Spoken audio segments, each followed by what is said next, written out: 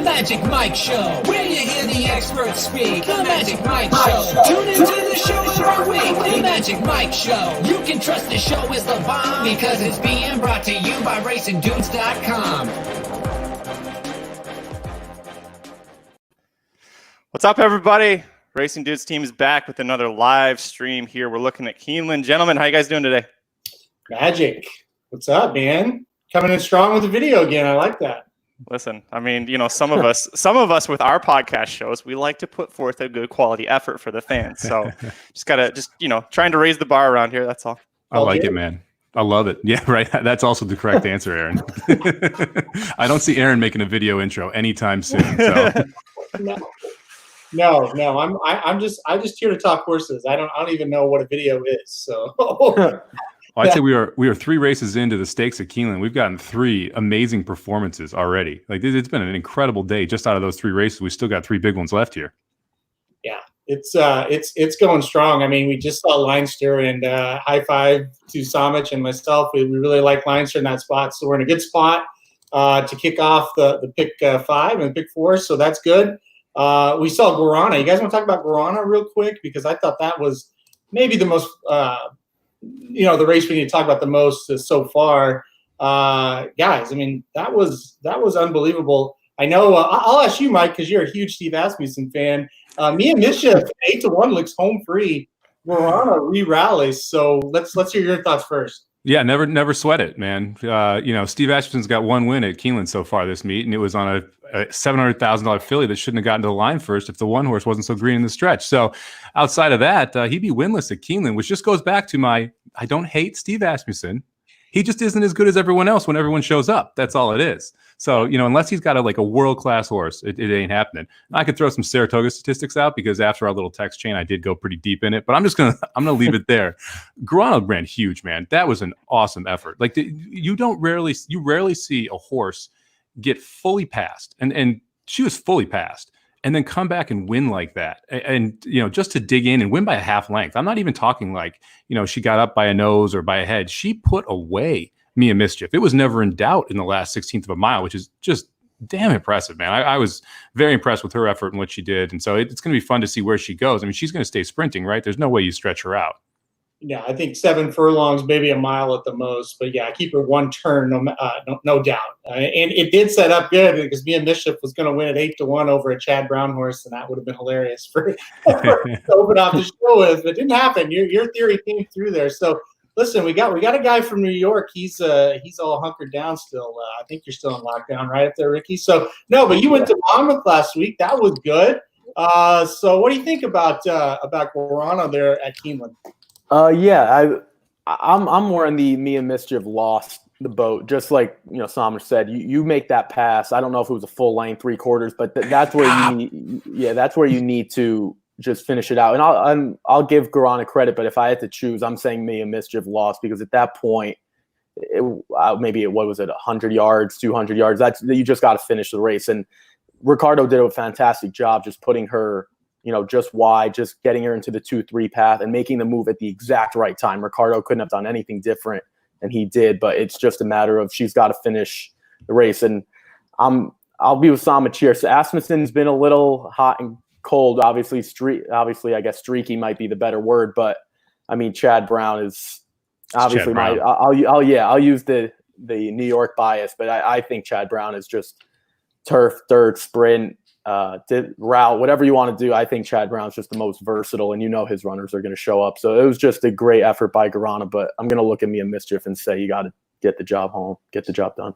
Oh, there's no question. Asmussen, he's killed us a few times. I know he has with you too, Sam. It's just at Keeneland, because his horses have looked like they're in spots they're going to win, and they either don't fire or they just miss. And I guess probably we're setting it up for Basin to win the Bluegrass here.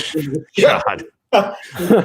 You're right, Sam. He just hasn't had his normal Keeneland type of meet. Well, you said 2 absolute non-efforts over yesterday with 2 big-time horses coming back, Wicked Whisper and Gozilla. They both didn't show up at all. That was brutal. And he won a race that, like I said, the day before, Stone Street first out filly at 7 furlongs, which was 4-1, was there was I guess the word was out in the morning, but I was surprised she went off at 4-1 if the word's out, and he was able to win. But that's his only win so far at this meet. And I'm going to throw out one of those. I was shocked by this. He's 9% at Saratoga with a sub-dollar ROI over the last 5 years on the grass. That's just crazy to me. So all these Asmussen grass horses, I'm just almost chucking now. So there is some actual stats I can put behind this, where when he's really good at Churchill, he's really good at Oaklawn, but when everyone shows up, the waters get a little deeper, and that's where he struggles. So I think that's enough on Asmussen. What about Enola Gay? I mean, that move that she made in the last 100 yards, I thought it was over. I thought the 6-horse had that thing wrapped up. I thought maybe the 4 fights back, but man, did she fly home. Yeah, she was just just really.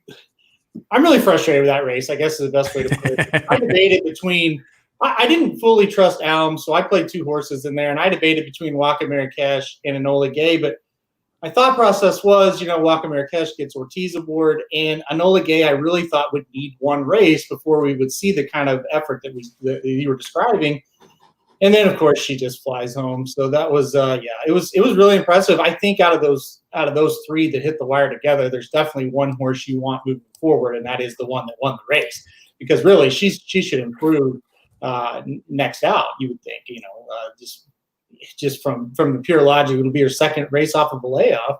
So yeah, I mean, it was good effort from her. Really disappointed in myself for not using her and using stupid Waka Marrakesh, who kind of finds a way to lose every time. So. Yeah, I just want to just to back your point. I mean, Waka Marrakesh hasn't won since I was like 13, and then we look at Enola yesterday, the day before. Yeah, right. And then we look at Enola Gay, and again, everyone knows I'm the Equibase stats guy. You guys, a lot of people are DRF and for speed figures, and whatever you use, eventually you find your angle. But Shug McGahee gets Julien Leperoux, and Julien Leperoux's is better than Jose Lezcano, but they're just some riders that when you get to the turf, they're instantly upgraded. And Julien Leperoux is not a bad dirt rider at all, but a fantastic turf rider. And I think he went from Leperoux, start 1 at Kentucky Downs, then gets Jose Lezcano, another turf specialist, and then back to Leperoux.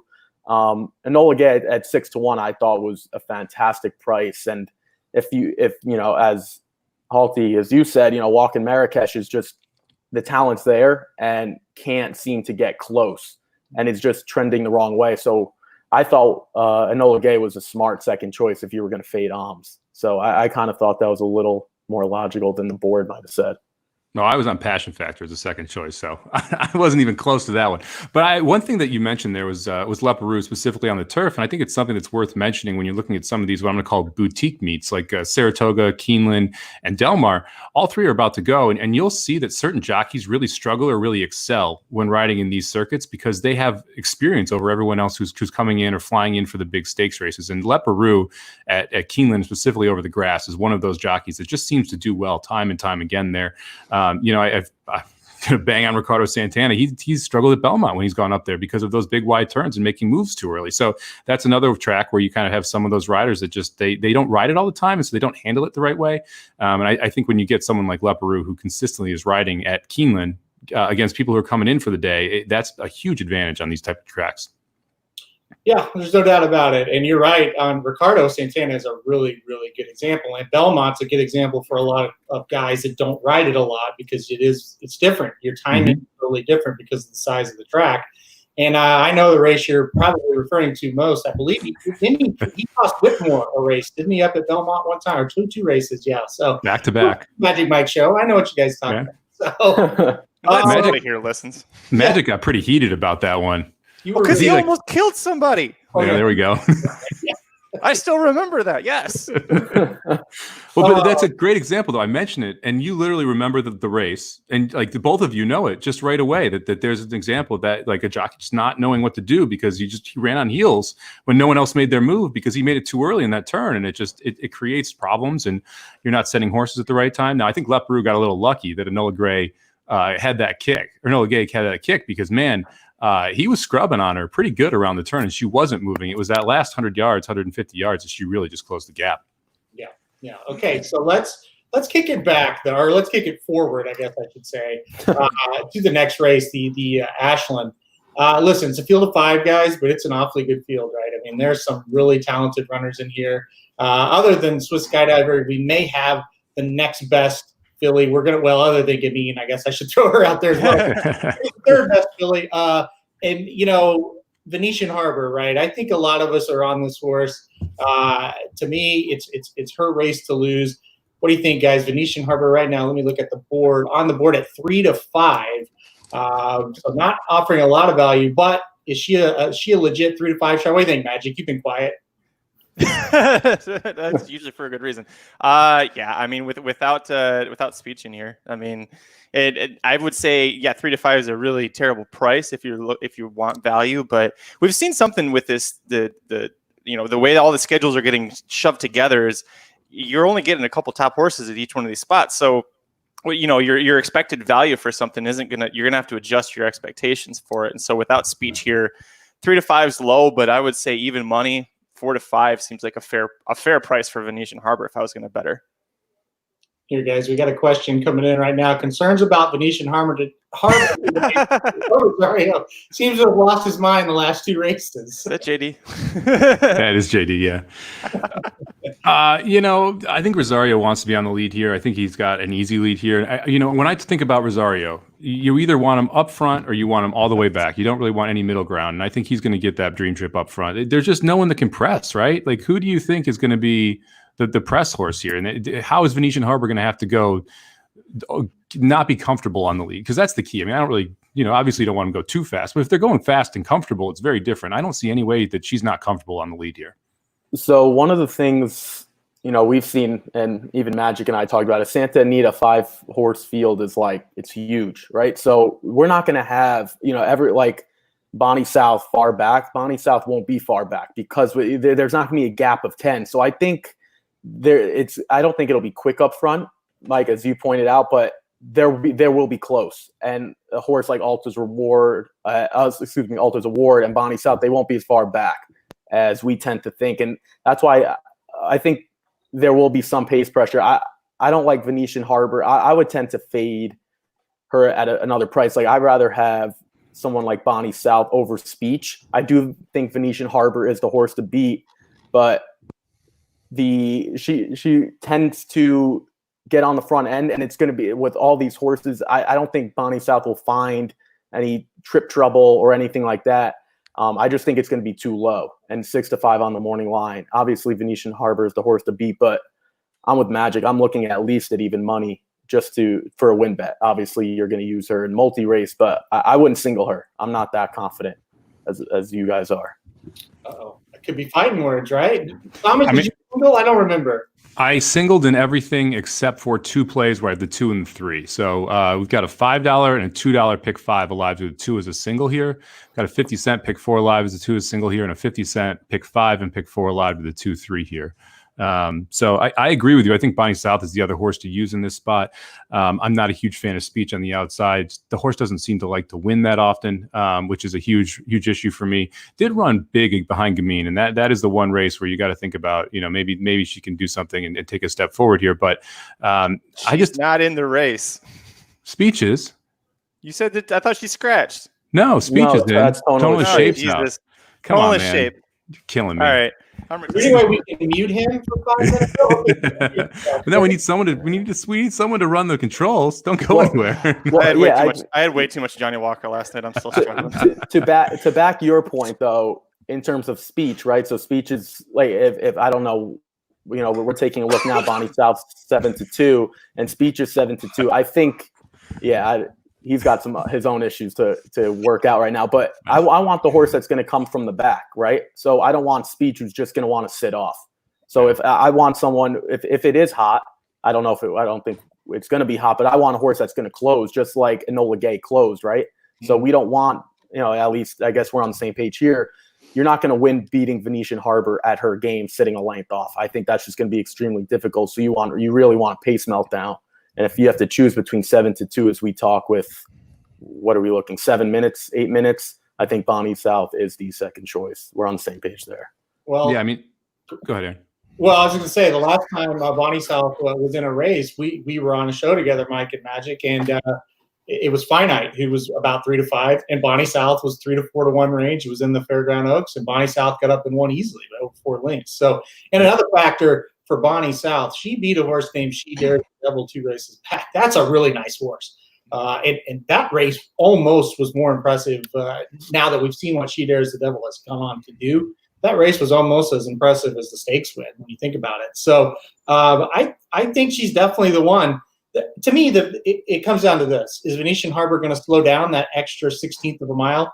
You know, I mean, when you look at the fantasy last time out, she ran really well. Did she slow down, or was Swiss Skydiver just that much better that day? I think we're going to find out that answer right here. Is she better going a little shorter?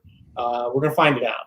Well, let's also, you know, if we're going to talk about Bonnie South and how impressive she was, and we talk about She Dares the Devil, let's not forget that She Dares the Devil was 10 lengths behind Venetian Harbor in that last race in the fantasy. So, I mean, she spanked her pretty good. Yep. And, you know, Bonnie South beat her by three quarters of a length. So we're talking about a 10 length difference. Now, Bonnie South is improving. You know, Venetian Harbor probably ran her best race in that spot. So you could make an argument that there is some gap that's closed there. But man, 10 length of a gap seems like an awfully big ask to me, especially for a horse that's going to be relatively loose on the lead. And we haven't even talked about this being second off a layoff. I mean, we don't even know if she was fully tuned up for that fantasy either. She should be in better shape here going second off the layoff. And additionally, I like this speed right now on Keeneland's dirt course. Yesterday, there was a big time headwind, and you could see the closers turning into it when they lost cover, and their head would literally move to the side, and they weren't having that same kick. You know, speed's been pretty good again today. It hasn't been as solid as yesterday, but it's still been pretty good again today, especially on the dirt course. So, you know, I hate the 3 to 5 price. I don't like chalk. I think this was the single in the multi-leg race bets. And if I'm playing this race in a straight perspective, I'm probably looking for a straight try or a straight exacta here to add value. Because if we all like Bonnie South, why not just play the 2-3 Colt as an exacta and see if you can get up to, you know, a $3 exacta for $1, and all of a sudden you're getting 3 to 1 with Venetian Harbor in the first leg, in first place. Yeah, that's a good idea. And I'm with you guys on speech. You know, it's just kind of like too many chances. And she might be, I know she almost beat Gamine up at Oaklawn, but her other races, she might just be that little cut below. You know, she wasn't close to Swiss Skydiver last time out. Of course, you know who is right now, but still, that was never a race. So I don't know. I think it would have been interesting to see her yesterday in the Beaumont to see if she could have beat a horse like Ford Races. But yeah, I'm with you. I think I'm kind of against her, especially. I think, what is she? She's the second choice right now. Yeah, I'll take Bonnie South at 72 any day over her at 3 to 1. So yeah. Look, anybody else here? No, right? I mean, it's a 3-horse race at best, right? There's the 1, the 4, no chance. I think the 4 could matter. I'm not sure that the 4 can win, but I think that the 4, I wouldn't be shocked if the 4 beats the 6, for instance. Like, you know, maybe a cold try 2, 3, 4. By the way, the cold exact is paying $5 for $1, 2, 3. So there's your way to get 5 to 1 in this race without having to really try and push pedal to the metal. I mean, essentially, you're saying that Bonnie South is going to finish second in this field, which I think is a pretty good bet. But if I was really trying to do something here, I'd go a cold try 2, 3, 4 and see if I can get that home and get speech out of there. Can I make a point on Alta's award real quick in terms of, we talk, not that I would never move on. Yeah, no, I would never play her, but if we're talking about Evitante and Alta's award, we're talking 30 to 1 versus 5 to 1, right? If we're just talking about win play and you're throwing everything out and you think Venetian Harbor is going to get burnt out and they're all in a group of 5, I'll take 30 to 1 over 5 to 1. I'm just saying, if we're making a $5 play or, you know, something like that, and they're all going to be close, because the last time Alta's award was in a 6-horse field, right? So similar, was all the way back in the Honeybee. No, sorry, that was the 8-horse. That was the 8-horse field. Sorry, She Dares the Devil. Only 3/4. She'll have to run a monster race. I'm just saying, at 30 to 1, you're going to be close. Like, no one's going to fall that far behind. So I'll play devil's advocate just on the price alone. If you want to play a $5-10 win bet, you're going to be close. I just want to see Samich have to talk about Asmussen winning this race afterwards. Let's get the 1 home.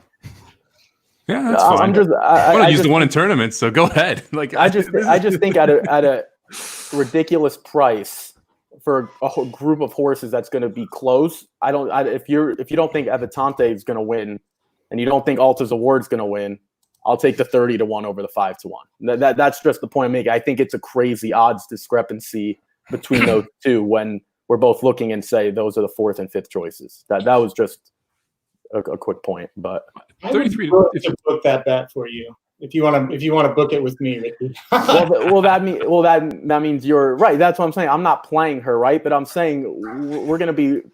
Yeah, I get it. He's playing devil's advocate. He's saying if you're there's still 2 minutes to post. Ricky's trying to fill the time. I think there's an argument if you want to play the 1 and 3rd. I think that is a legit argument to try and spice up the try, because if you're looking for a big time bomb and you like the 2-3, playing the 1 and 3rd is not a ridiculous thing to say. The 6 may fade off this pace, and then you just have to beat the 4. In that case, the 1 has to return to form, and it's not been informed the last 2 races. That's why it's 33-1. But if it does, that'll round out the try nicely and actually pay something. And how many times have we seen like a horse like Venetian Harbor gets the lead and there's lengths and multiple lengths and everyone's just fighting for 2nd and 3rd? It could break down. So now if Venetian Harbor wins by double digits or even 8, 7, 8, whatever, we've seen crazy prices just fall into 3rd, and they're really maybe not the 3rd best horse, but they just beat out a couple like Speech, who really try to play Venetian Harbor's game, and Speech finishes 4th and she maybe cracks 3rd, like you said, Mike. So if you aren't going to go, multi-race, you missed the beginning of the sequence, obviously. But if you're just going to play race by race and you are looking cold exact or try, I would throw her in there. She's just got to beat a couple, right? She doesn't have to beat everyone. So, well, that actually brings up a point real quick, Ricky. This is the start of a pick 4. So if anyone has big opinions here in the later races, I'd say shout them out now. I'm 3-10 in the feature, and I like the 2. I think the 3 in the last quite a bit. I know, Aaron, you're 3-10 too, right? You're on Art Collector and Rushy. Yeah. Oh, yeah. I like those 2 very much. Yeah. Those are my top 2 choices. So, I mean, it's a lock. I would probably just do, a box set for $1,000 since we both like them. Bam. And I'm the guy trying to beat Rushing Fall today. So I would spread in the next race if you're playing a pick 4, although I'm sure that a couple of people on this stream might disagree with me on that one. Are you trying to be with Toinette again? Because I want to be calm before I am this using, race but it's goes not on. my top pick. See, guys, this is the deal. Samich and I were talking this morning about this. This show is going to get good after this race because he's against Rushing Fall and he's against Swiss Skydiver. So stay tuned. We're going to wait for the Ashland, and then the fireworks start on this show. So, we know Magic's on Jolie Olympica for the West Coast bias, whether she finished 9th or 1st every race. So I'm going to go ahead before Magic says his opinion. I'm going to say Shots fired already. Magic's going to go with the Brazilian/West Coast bias.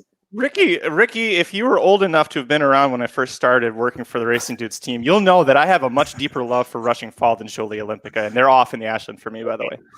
Oh, all right. Well, you guys are. Hey, look at that. Venetian Harbor's got an easy lead. Venetian Harbor goes right to the lead, out by 2 lengths. Looks like we are correct. The Speech is going to stalk in 2nd. Yeah.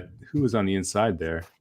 The 4 horse is trying to cut a trip out, but this Venetian Harbor has a 2-length lead and looks like is crawling up front, going 24 and change.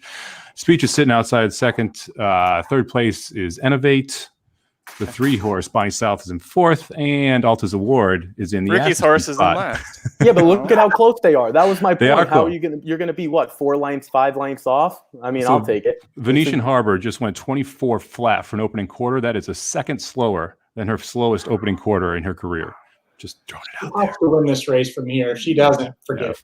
47-1 is actually a pretty fast 2nd internal fraction, but she's not really facing any pressure. She looks like she's just cruising up front. The 4 horse Innovate's coming up on the inside. Speech is trying her on the outside. Alta's Award is already all in and fading back in 5th. Well, look, all right. Well, Venetian Harbor is already still in hand, but the 6 horse Speech is now coming up on the outside. The 4 horse is all in. Bonnie South looks like she's almost out. all in the back too. It looks like it's a 2 horse race. No, it's a 1 horse race. I'd say it's a 1 horse race. Out on Speech it's a 1 horse race, boys. Come on. She's got to open up now. Oh, Jesus. Come on. Don't get beat here. Are you kidding me? Are you there kidding goes me? Oh, and Speech put her right away. And there's the fade of Venetian Harbor. Yeah, but that's not the horse any of us thought to fade it with. Right, but do I get any credit for saying don't play Venetian Harbor? Whoa, You said use the You three over spent the 6 minutes talking about Alta's award. You get no credit. No, That you sucks. should have seen Mike's face when I said do not play Venetian Harbor. I thought he was going to jump out of the seat. I still would not play Speech. That's the funny thing. Like, even after watching that race, if that thing's set up exactly like you want for Venetian Harbor, and she just didn't finish the job. I mean, that's just disappointing there.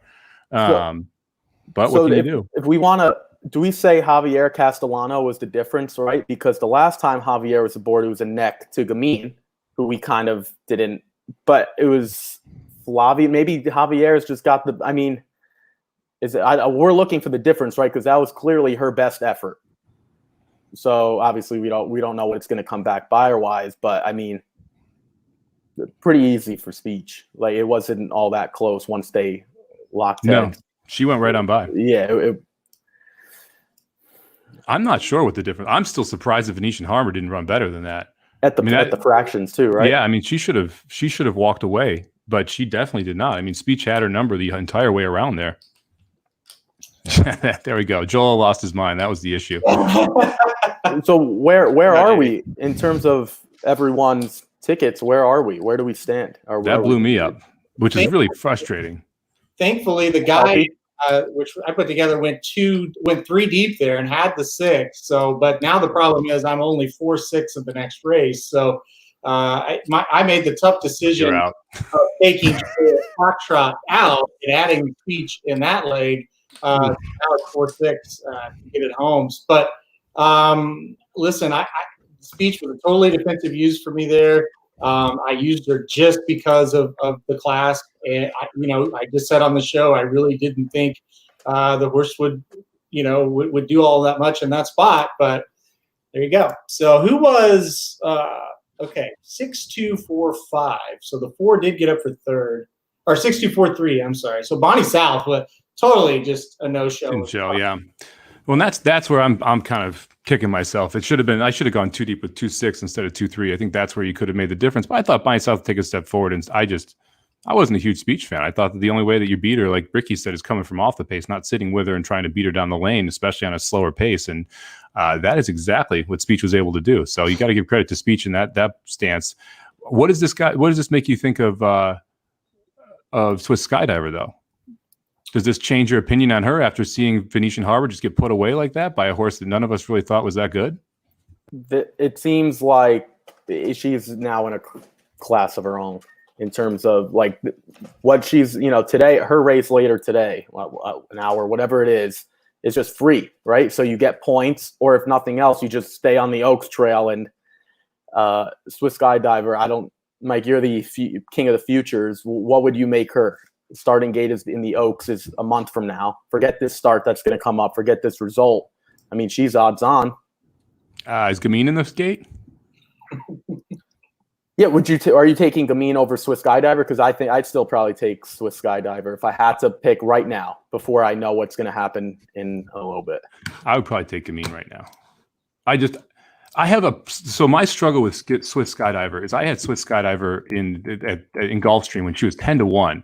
And the only reason I liked her was because she was lone speed with Paco up. I'm still not so sure that she's an amazing horse. Like I'm completely fading her today. I wouldn't use her at all in that race. So I'm not as sold on Swiss Skydivers, I think, as many people are. And the fact that this race just came back the way it did with Venetian Harbor, just getting dominated by Speech late in the stretch, that last effort does not look as impressive to me now. I mean, I think even more so that last effort now takes a step back because Speech is as good as Swiss Skydiver if you're just basing it off of these two efforts. And are we really sure that we think Speech is that better than Gamine? And Gamine beats Speech. So you take all that into account. I'd still rather have Gamine, who I think has been more impressive and dominant up front than I would either of these two horses if I had to take a pick now. Now, obviously, we're pretty early on, so we'll see if they all make it to the gate. But if you said you can have one or the other right now, I'd take Gamine over Swiss Skydiver. Gamine, here's the weird thing about her. Her race at Oaklawn, where she supposedly had a positive test, is the worst race of her career. That's what's strange, And so then she goes to Belmont off that. And I mean, when Baffert goes to Belmont, obviously you bet that horse. But I don't think anybody saw that coming. That monster. Well, how could you have seen it coming? This is a monster effort. It totally dominates the field. It came out of nowhere. So can she repeat that in her next start? I think that's going to be the key to the question of who do you want, Swiss Skydiver or Gamine, if they are going to face each other, because I don't know what's going to happen with her next. I don't know. I haven't heard where she's going to go next. Probably Saratoga is my guess in the coaching club. So we'll see, right? But that's going to be a really interesting race to me. Well, the coaching club. Sorry, Mike. The coaching club's next week, isn't it? Isn't it opening weekend? Are they moved? I believe so, because Tony Shape skipped this for that. Right. So I think it's early in the season. We might find out by the end of the weekend. In Magic's case, maybe a little later since he's got 3 hours on me. But we might find out by the end of the weekend where Gamine's next move is, because I even saw Andy Sterling today. Entries are coming out, so we might find out real soon. Hopefully by the end of the weekend or maybe Monday latest, where Gamine's next move is. So it's not that far off the trail that you might have an answer to that question. Well, and just to follow up, right now, if you were able to bet a future in America and there were odds somewhere in the world, Gamine is plus 150 to win the Kentucky Oaks. Swiss Skydiver plus 400. So essentially, what is that? 5-2 on Gamine, 4-1 on Swiss Skydiver, Finite is 7-1, British Idiom 8-1, Donna Veloce 8-1. That's 3-2? 3-2. Yeah, I'm sorry, you're right. 3-2. So 3-2 right now on Gamine. 250. Yeah. Right. I don't know. I'm right, and that's obviously now. I would take Swiss Skydiver 4-1 over Gamine at 3-2, but and that's the point. Gamine is the favorite going in the gate right now over overseas. Right. That's right. That was the point, because I know you're a big. You find some places offer the fixed odds, and that's where you really could find value. And just like you were pointing out, some places have race matchups and things like that for the bigger races. And if I'm going to take American odds of plus 400 or 4-1 versus 3-2. I don't know if there's that big of a discrepancy. You're basically saying Gamine is 2 times better than Swiss Skydiver in that situation. I don't think she is. So if you can find that out there and you could still get that, or you were able to get that, I would lean Swiss Skydiver. To your point, shoot me some Bitcoin. I'll get you down. Yeah, I just feel like if Swiss Skydiver goes to the if she goes to the Oaks and she's going to be like, if not the favorite, it's probably second favorite. How often on Blinkers Off do you guys just rail on, like, when McPeak's got a favorite in a big race you can't trust, and that's when you always get suckered in and you always get shot in the foot? This just feels like that's going to be the case again. Like if she runs second, you're going to play her to short price and get burned. I agree. That's why I don't have her today. I think she's going to be a short price. I really do. We got a quick question as they're loading the gate at Belmont. Anybody have a win pick for the seventh race at Belmont? I went with the 1 on top. I like the 1 and the 2. I'm playing tournaments. My bomb is the 4. I think the 4 actually has a legit shot at 12-1 morning, up to 25-1 now. But I think the 2 and the 1 were the 2 that I thought were the standouts in the field. Yeah, I went 1 also. That race with Quality Stones, Bustin' Scones, that was a good race. I like the 1. I also like the fact that Good Credence gets back to the rail. I think that's a major difference as opposed to the 10 post on the outside. I like Good Credence. I think 9-5 is fair, to be honest. So I liked him quite a bit. I had a 4 for 6 at Belmont with on top winners. So I'm either hot or I'm due to lose. So take that for what you want with the 1 there. So. I think if we're talking that race, right, Good Credence is on the rail now, and you have Bustin' Scones all the way to the outside. Now, granted, there's 1 scratch in there, so the 7. But I think that's gonna be the difference. And as they break, it's kind of those 2, right? Yeah, I mean, those 2 will be out of the lead. Have they gone yet? I don't know if my feed's behind everyone else. I got like so many freaking feeds up, and I got 5 track PPs up. The 3 I also think has a legit shot. Who we haven't talked about, adding a half furlong. Got the Bug Jockey weight to 116. She was in that same race and just missed by a neck to Busting Stones. Yep, she was in the same race and decided next to Busting Stones. And this is a 4-year-old second off a layoff later in the season. So the 3 at 6-1 doesn't seem like a bad number there either. So the first inside 4, the interesting to me, I would fade the 8 personally. So the 8's probably in the winner's circle. No, that's a good fade because the 8 is dead last and couldn't pass any of us. Good Credence is on the rail, and it's the inside group. It's Single Verse who's right there, and they just hit the far turn. Good Credence is still in hand with Junior Alvarado. Just started to open up. There is the 3 is sneaking up the rail, but not going to get there. Good Credence is starting to open up now, and and the 8 is making a move, but just passing tired horses. Good Credence looks pretty strong. Good Credence is home, barring anything crazy. Multiple lanes. Was that 3? And home. Right. That was a good Imbriali impression. They haven't even gone off on my feed. Hey. Well, you never know. We've seen some crazy. What was that race at Gulfstream where the horse took the what was it, the inner rail, and just pulled maybe, I don't know, 10, 15 yards left, none impeded. So just didn't want to talk Good Credence out of the winner's circle. I would say the Charlestown race the other night takes the cake for that one. That was straight ran to the barn up 20 lengths. That was absolutely nuts. It happened so fast that jockey didn't even have time to react. The jockey was trying so hard just to stay on that you don't see him try to fight because he just was like, ah. It was actually pretty smooth by the horse when you watch it. You literally could have just missed that he even went over there. But anyway, the announcer didn't see it. The race, I was going to say because she was so far back. He said he was looking at the rest of the field, and all of a sudden he goes, "Where's the leader?" All right, we should jump forward and talk a little bit. Keeneland here. We've got 20 minutes to post and 4 to 5 on Rushing Fall. So who wants to make the Rushing Fall argument before I rip it apart? Well, with that lead in, I'll let Magic take the lead. It's the turf rocket on Keeneland. This is I don't know. I mean, Jolie Olympica is great, but she had trouble in her one time going 2 turns trying to slow down. So I don't know if she'll be able to temper that speed. I know Mike's out there, but that was an issue they had with her. They have been very confident in her ability to go 2 turns, even before the last Cienegis. They thought Jolie Olympica could be a 2-turn mile horse. And then after the Monrovia, and then of course she beat Alexandra, who came back and had that huge effort that she literally hurt herself trying to get there. But I mean, Rushing Fall, I guess the one case you could make against her is that Jolie Olympic is going to present lots of speed, and I think that's how Toinette ended up beating her. But that's also Rushing Fall was drawn, the 10 pole going a mile. Like that's a hard draw to get going 2 turns at Keeneland.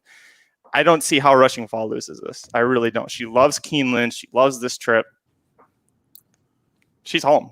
I don't know. I would single her, honestly. As much as you think I love Jolie Olympica, I'd single Rushing Fall here. If I had to choose between singling Rushing Fall and singling Venetian Harbor, it wasn't even in the same boat for literally everything Magic just said. Now, I'm not saying there's not another case to be made, but I'm saying, a lot of people were singling either Rushing Fall or going one way or the other. Yeah. So, I mean, maybe some people had 2 singles, but if I had to pick, but all right, I could tell you're locked and loaded, ready for the argument. So, well, I think 3 to 5 is ridiculous. I don't see any way this horse should be 3 to 5 in this spot. I don't like Jolie Olympica either. They definitely, I think she should be a sprinter. They clearly want to try her 2 turns. They're going to keep trying her 2 turns, but she injects pace in this spot, which I think makes Rushing Fall absolutely uncomfortable. And Rushing Fall's best races have been on the lead. She's not going to get an easy lead here. The turf course has been favoring closers, which I think is going to set up for someone. And can we talk a little bit about Juliet Foxtrot? Why is the 2-horse 8-1 morning line, and why are we going off at 8-1 right now? I mean, this is absolutely nuts. You just draw a line through the last one, which, okay, fine, we're drawing a line through it, but it was the first effort off the 6-month layoff. 2 back, she misses to Got Stormy and Daddy's Legend. The race before that, it misses to Uni. And we're talking, we was $160 in that grade 3 debut of the year. We're getting a second off the layoff for a 5-year-old. For Brad Cox, who does very well in this spot, horse is going to get the perfect setup, and it's still 8-1 on the board. I mean, to me, that is just absolutely nuts in this spot. She has back buyers that are competitive. I mean, she's got 2 triple-digit buyers.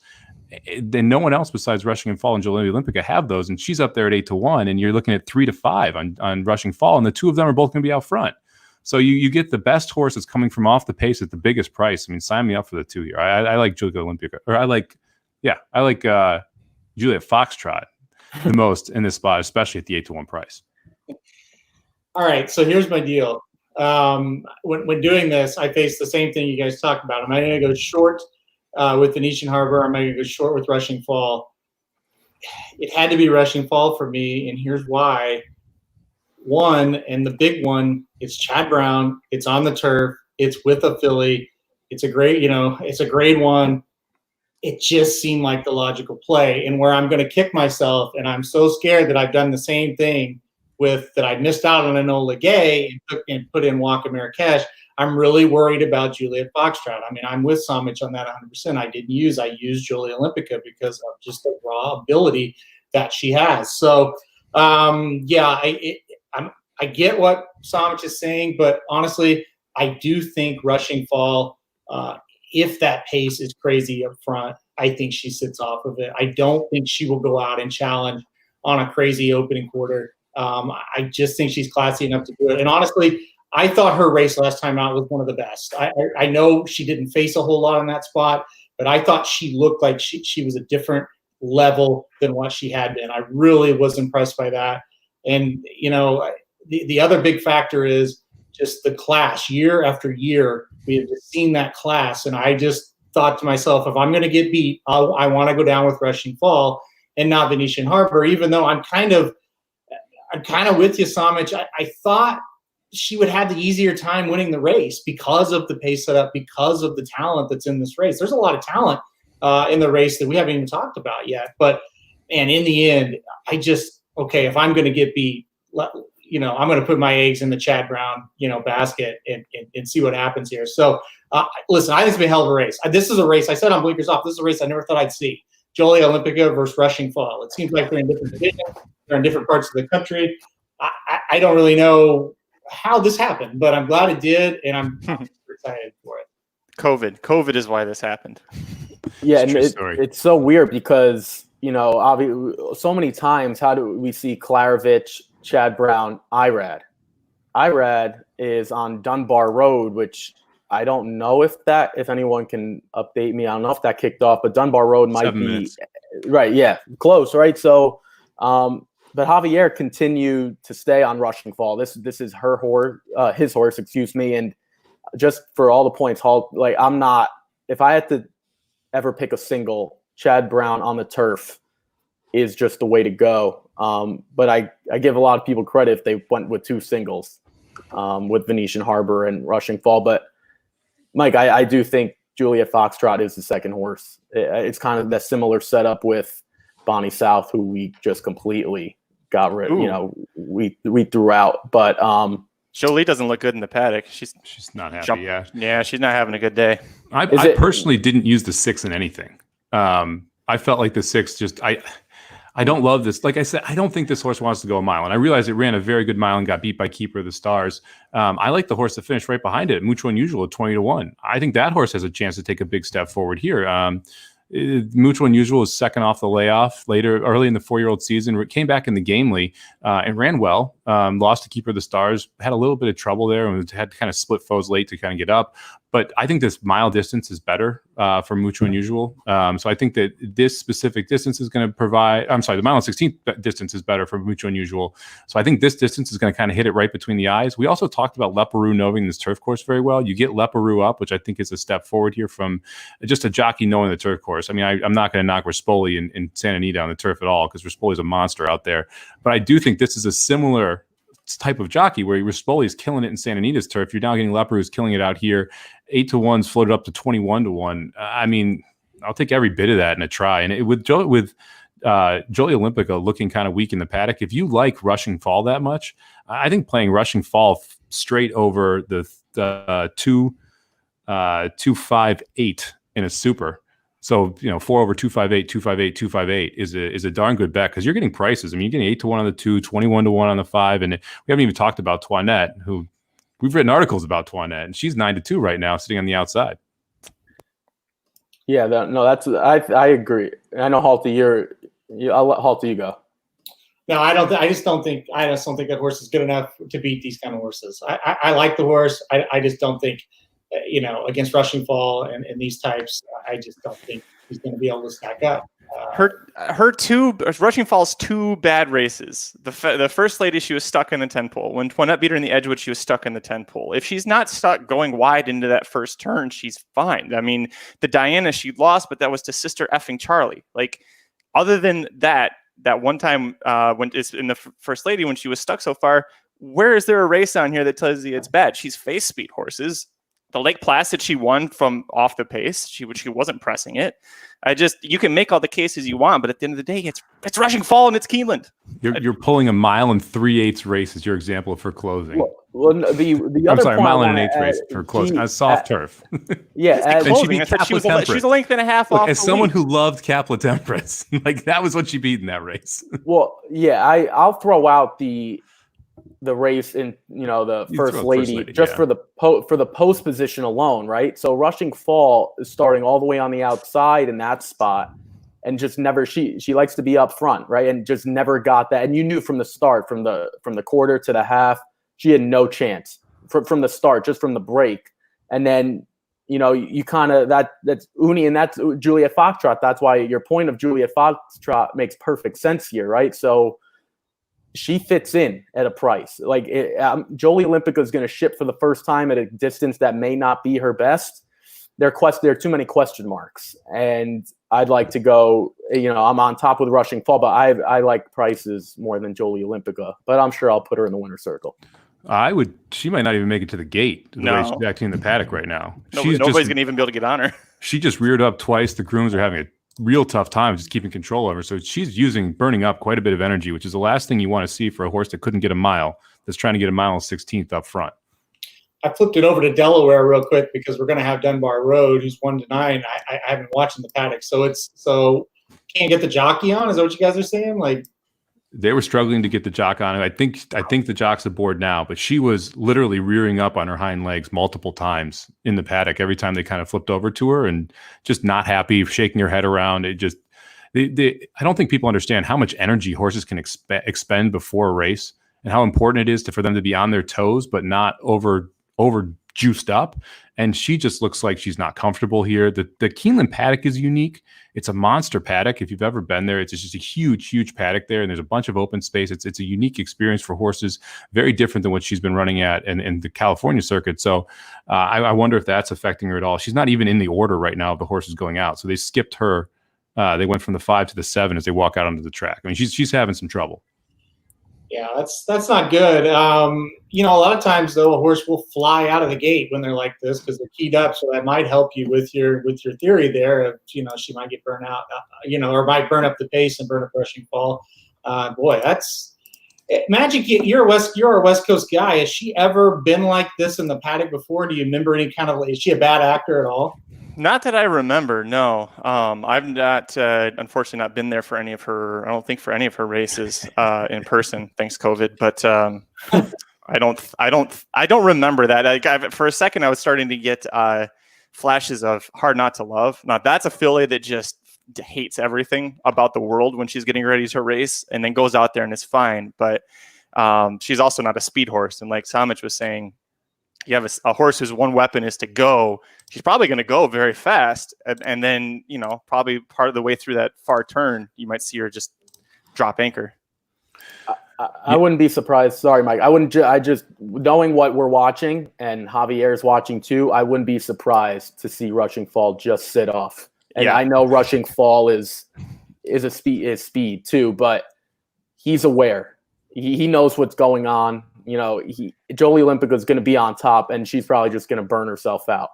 Just maybe it could be, Mike, like you said, the paddock area that she's shipping for the first time this year. Maybe that's got something to do with it. The paddock's not the same. There's just a lot going on. So just to hammer home your point again, you could find prices if you want to just get rid of Jolie Olympica. Yep, and I definitely hammered in or threw in the Shane pick 3 here. I think that the 3 and the 5 are both usable in the last. So I just punched in a 2 with 310 with 3-5 pick 3, just to try and get a little something going here with a price in the first leg and then see what happens from there. But yeah, I like this is going to set up really interesting because you're going to see the 6 horse go. I think the Toinette actually has more speed than people are necessarily than we're talking about right now. I think Toinette is going to sit outside of. If Rushing Fall is able to stalk, I think Toinette's going to sit outside, and you're going to see Rushing Fall kind of pinned in, which I think is going to be interesting as well. This is just going to be a very interesting race up to the first corner. I think we're having a good idea of what to expect once we see them go through that first turn. But it's possible here that the 6 just runs off, and you have a 4 or 5 length lead, and then it sets up for Rushing Fall because she's going to be the one sitting in second on the inside right after that. So we'll have to see what they do here going up into it. They're in the gate at Delaware now, so we're going to see why IRAD decided to go to Delaware here, taking on Dunbar Road, and they just broke out of the gate there. They just posted the first quarter. 23-4, Dunbar Road sitting third on the rail, right behind that's Valera, who's just got about a half-length lead with lucky move to the outside. This is just like you said, Mike. This is why Dunbar Road. This is why Irad's on Dunbar Road here in Delaware. This is the reason he's there. And 48-1 to the half. I mean, Irad's just going to wait for a spot to open up. There's really not a lot for him to do at this moment in time. So that race used to be a mile and a quarter. Am I misremembering that? No, They cut it back. This is what I like. I'm so scared for Dunbar Road right now. This is how she loses. Just go 4 wide. Just get way outside. Just don't even try anything. She's in the clear. She just got to finish the race. Yeah. Okay. Yeah. All right. I'm behind you guys, but I'm seeing her on the rail and pinned in behind 2 horses. I'm just like, no, this is how 1 to 5s lose. So I'll spoil it for you. She got out. Okay. and Irad will have a nice ride home. He might not even. I don't know if he's going to stop anywhere on the way home, but he'll have a nice little purse money, nice little addition to the. You think his earnings after this Dunbar Road will just gallop him on to Belmont or Saratoga, wherever the heck he's going next? Yeah, I mean, why not, right? Just hop on the turnpike with her. Yeah, there we go. Did the 7 get second at least? They're showing the slow-mo now of just Dunbar Road just in hand. So it's going to take a while to get to the second place horse. I have the 7 in all my tournaments. Yeah. 2-7-4-8. There we go. All right, we'll take a little points there. That was a good race from Dunbar Road. That was really good. Full canter across the wire too. Yeah. She's feeling good. That was a really good effort. All right. So what's everyone doing here? Anyone playing bets at Keeneland? I did 4 over 258 as a try. Nice. I can get behind that. Yeah.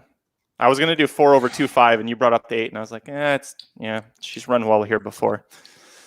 I'm all over Rushing Fall just as a win bet. I'll take 4 to 5. That's how confident I am. I know you're not the you're talking to the New York guy with Chad Brown turf bias. So I'm not the guy who's to fade, and I'm not going to fade in this spot. But we're talking about Jolie Olympica, right? She's 5 to 1. I think her odds plummeted. Yeah, and Juliet is Good 5. Foxtrot, yeah. It's Juliet Foxtrot's 5 to 1, and Toinette, I think she's 9 to 2. Right, 9 to 2. Yeah, I don't want to be that guy, but now Jolie Olympica's almost. There's also potentially some value. I'm not. If you were really all in on her, right? And I'm probably putting her in the winner circle as I speak, but I'm just like now we're getting to the point where 5 to 1 almost creates some value if you're just a win player. Yeah, I don't think there's any value in 5 to 1. I think Aaron actually said this best to me. There's zero value in a loser. So you can argue for value as much as you want, but if the horse loses, there's no value in ever having it. At 5 to 1, if the horse couldn't hold it a mile 16 is going to be awfully tough, and this is a better field than what Jolie Olympica faced last time going a mile. So I'll book 5 to 1 if you want 5 to 1 locked in right now. No, well, I just told you I would play Rushing Fall as a single, so I would not take no. But I'm just saying if you were playing. I don't see how you take the 6 at 5 to 1 over the 2 at 6 to 1. I'm not saying you would. Well, I'm just saying that there's if you thought you were going to get 5 to 2. No, I said I like Juliet Foxtrot better than Jolie Olympica. I'm just saying if you were all in as a win bet, or I don't know if you'd ever single Jolie Olympica, you'd have to be out of your mind. But if you did, I don't think 5 to 1's a bad price. That's all I'm saying. I don't think that's terrible just on a win bet. I don't know. I don't think she's the best horse in here, nor do I think she's going to win, nor do I think she'll even finish like top 3 maybe. But I mean, you wouldn't talk anyone off her at 5 to 1. Yeah, I don't think that's. But yeah, well, you also don't like Rushing Fall in here. No, I don't like betting Rushing Fall to win in here. 4 to 5 is ridiculous. But if you want to play Rushing Fall in exactas or tries and create value, that's not as bad because the second place. Look, no matter who runs second here, you're getting some value. Because next up is 9 to 2 on Toinette, who I don't think is probably the next choice. I mean, we've talked about a lot of other horses, and Toinette is one of the more consistent ones. But Toinette's A game isn't as good as the A game of the 2 horse. I mean, there's other horses in here. I mean, the A game of the 5, I'd even take over Toinette. But we don't know if we're going to get the A game from them, and that's really the biggest question. Toinette is so consistent. That's why she's 9 to 2, not because of the top tier talent. So you're really debating, do I want consistency versus talent? And if you kind of meander over to the exacta pools and look at, okay, what do we pay here if we're playing something straight? You can get $9 back if you play the 4-2 straight. It's $7 back if you play the 4-8 straight. So if you want to play a straight try, you're looking at 5 to 1 on whatever those exacta prices are. You get $50 back, $40 back for a dollar try straight. That's 4-2-9 or 4-2-8. That's pretty darn good. And I mean, it probably is going to be a little bit less because the 4 is going to be up front, but it's probably going to pay $30 for a straight try. I mean, that's still pretty darn good if you like rushing fall in the top spot. What would you take? I'll throw this to everyone. What would be if you had a $50 win bet? What price do you need to see to say I'll put 50 on rushing fall? Where do you need to, or are you at 6 to 5, 7 to 5? Are you just out completely? I would be out completely if I get 7 to 1 on the 2 instead. But 6 to 5, 7 to 5 is probably a fair price in this spot. 3 to 5 is not. Wow. No, yeah, 3 to 5 is not. Listen, I thought Absolutely. this was the best horse running on the card all day. That's why I went short in this one, and that's kind of the strategy I used. So we'll see what happens. 3 to 5. It's shorter than I expected. I'll say that. I thought a couple other horses in here would take more money than they are. I thought she'd be 4 to 5. Listen, I would probably play her at 4 to 5, $50 to win. I mean, I'm pretty confident in this horse. 3 to 5, I still probably would. All right, they're in the gate. Here we go. Moment of truth. And now we find out.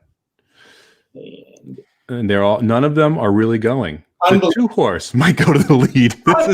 They're not even riding the 6. Unbelievable. The 6-horse is going to make the lead, but it's going to be a calm lead. He's pumping on the brakes going into that turn. He's trying to let the 6 go.